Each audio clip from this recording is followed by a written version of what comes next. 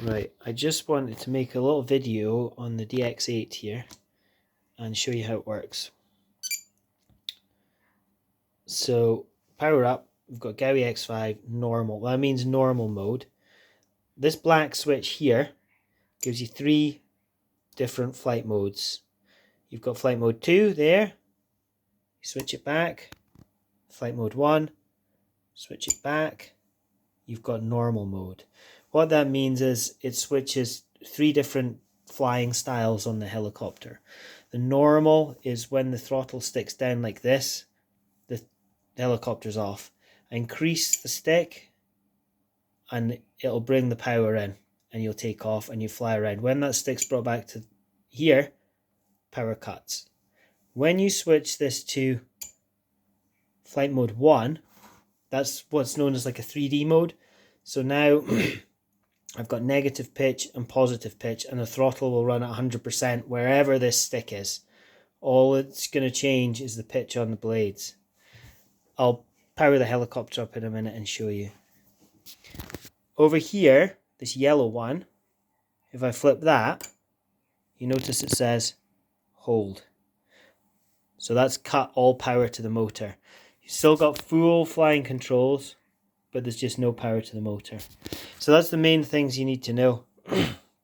Hold cuts the power, and this is 3 different head speeds and flying styles. Normal will just be no power, and this is a fixed head speed, and this is 100% full power.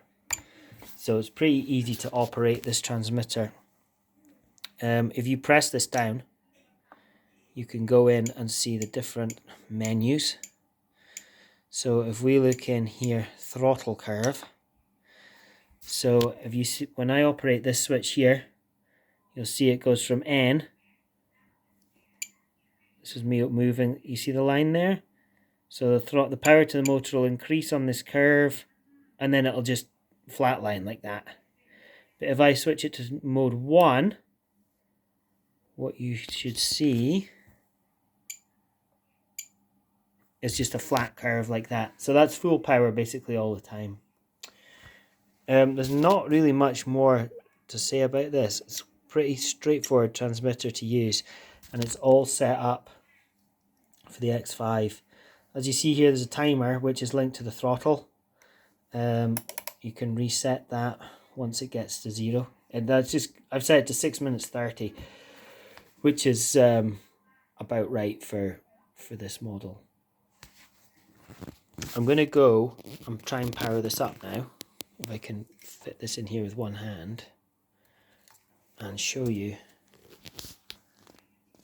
If I get this in here, 1 second, let's put that down there. If I power the model up,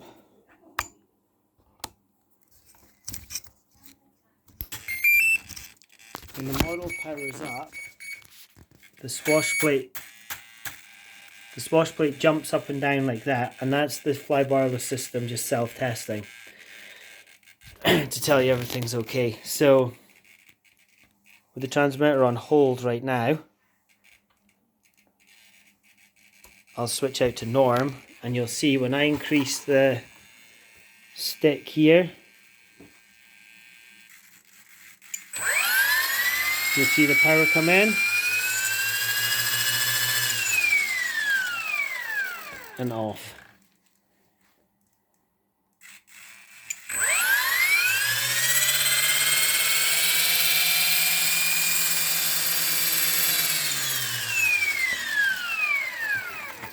So for your test hovers, I would just recommend test hovering it on normal mode.